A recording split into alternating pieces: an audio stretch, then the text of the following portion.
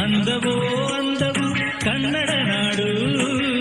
ಕರ್ನಾಟಕದಲ್ಲಿ ಪ್ರದೇಶದಿಂದ ಪ್ರದೇಶಕ್ಕೆ, ಜಾಗದಿಂದ ಜಾಗಕ್ಕೆ ತನ್ನದೇ ಆದ ಒಂದು ವಿಶೇಷವಾದ ಭಾಷೆ, ತನ್ನದೇ ಆದ ವೇಷಭೂಷಣ, ತನ್ನದೇ ಆದ ಊಟ ಉಪಚಾರ ಇರ್ತದೆ. ಹಾಗಾಗಿ ಕರ್ನಾಟಕದ ಸಂಸ್ಕೃತಿ ಬೇರೆ ಬೇರೆ ಪ್ರದೇಶದಲ್ಲಿ ಬೇರೆ ಬೇರೆ ರೀತಿಯಾಗಿ ಕಾಣಸಿಗುತ್ತದೆ. ಮೈಸೂರು ದಸರಾ ಕರ್ನಾಟಕದ ನಾಡ ಹಬ್ಬವನ್ನಾಗಿ ಆಚರಿಸುತ್ತಾರೆ. ಇದಕ್ಕೆ 400 ವರ್ಷಗಳಿಗಿಂತಲೂ ಅಧಿಕ ಇತಿಹಾಸವಿದೆ. ಇಲ್ಲಿನ ಜಂಬೂ ಸವಾರಿ, ವಿದ್ಯುತ್ ದೀಪ ಅಲಂಕರಿತ ಅರಮನೆ ಪ್ರವಾಸಿಗರನ್ನ ತನ್ನತ್ತ ಸೆಳೆಯುತ್ತದೆ. ಯುಗಾದಿ ಕನ್ನಡಿಗರ ಹೊಸ ವರ್ಷ.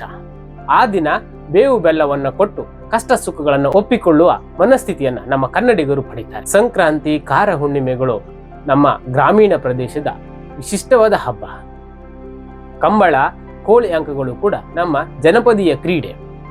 ಇಳ್ಕಲ್ ಸೀರೆ, ಮೈಸೂರು ಪೇಟ ನಮ್ಮ ವಿಶಿಷ್ಟವಾದ ವೇಷಭೂಷಣ. ಬಿಸಿಬೇಳೆ ಬಾತ್, ರಾಗಿ ಮುದ್ದೆ, ನೀರು ದೋಸೆ ನಮ್ಮ ವಿಭಿನ್ನವಾದ ಊಟ ಪದ್ಧತಿ. ಇದೇನೇ ಇದ್ದರೂ ಪ್ರತಿ ಜನರನ್ನ, ಪ್ರತಿಯೊಬ್ಬರನ್ನ ಬೆಸೆಯುವಂತ ಒಂದು ವಿಷಯ ಅದು ಕನ್ನಡ.